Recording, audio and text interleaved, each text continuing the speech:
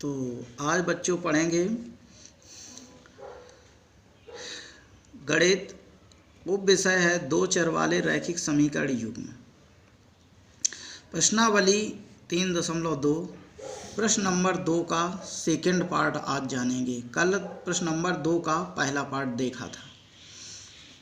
सवाल वही है, अनुपातों A1/A2, B1/B2 और C1/C2 की तुलना कर ज्ञात कीजिए कि निम्नलिखित समीकरण युग्म द्वारा निरूपित रेखाएं एक बिंदु पर प्रच्छेद करती हैं, समांतर हैं अथवा समपाती हैं। बस इन तीनों के सूत्र के बारे में जानकारी होनी चाहिए, शेष सभी क्लियर हो जाते हैं पॉइंट। तो आइए देखते हैं दिए गए समीकरण। हमें पता है कि 9x धन 3y धन 12 बराबर 0 समीकरण 1 दिया है। 18x धन 6y धन 24 बराबर 0 समीकरण 2 हो गया। अब समीकरण 1 से देखते हैं। समीकरण 1 से 9x धन 3y धन 12 बराबर 0, इसकी हम मेन जो मानक रूप होता है समीकरण का उससे तुलना करते हैं।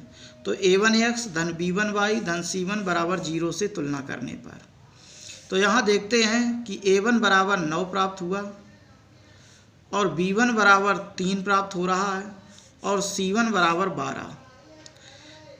इसी प्रकार से हम समीकरण 2 को देखते हैं। 18x धन 6y धन 24 बराबर 0, इसकी भी मेन समीकरण से तुलना करने पर जो इसका मानक समीकरण होता है A2x धन B2y धन C2 बराबर 0 से तुलना करने पर तो यहाँ बचा A2 बराबर 18, B2 बराबर 6 और C2 बराबर 24। अब हम इनके जो दिए गए अनुपात हैं उनको निकालते हैं। तो पहला दिया A1/A2, इसको निकालते हैं। यहाँ देखते हैं कि A1 का मान 9 है और A2 का मान है 18। इनको काटते हैं, 9 × 9, 9 दूनी 18 बराबर मान आया 1/2। अब B1/B2 इसी तरीके निकालते हैं। तो B1/B2 बराबर B1 का मान हमें दिया गया है 3 और B2 का मान दिया गया 6। इसको काटते हैं, 3 × 3, 3 दूनी 6 बराबर हुआ 1/2। इसी तरीके C1/C2 भी निकालते हैं। तो C1 का मान है 12 और C2 का मान है 24। इसको काटते हैं, 12 × 12, 12 दूनी 24, इसका भी मान 1/2 आया है। अब तीनों हमें प्रतिबंध याद होने चाहिए कि तीनों प्रतिबंधों में क्या बताया गया था। तो पहला प्रतिबंध हमने बताया था कि आदर्शी हल का प्रतिबंध होता है A1/A2 इज नॉट B1/B2, यानी इज नॉट = यानी बराबर नहीं होने चाहिए तो आदर्शी हल हो जाता है।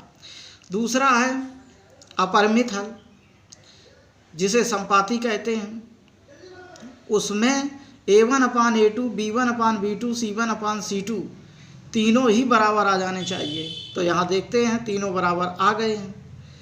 तो अतः हम कह सकते हैं कि तीनों के अनुपात समान हैं। अतः दोनों समीकरणों द्वारा निरूपित रेखाएं समपाती होंगी। तो अब इसके फर्स्ट और सेकंड दोनों सवाल हो चुके हैं। मुझे पूरी उम्मीद है बच्चों ये क्लियर हो गया होगा। सिर्फ आपको सूत्र के बारे में जानकारी होनी चाहिए। शेष अगला सवाल आगे देखेंगे। और धन्यवाद बच्चों।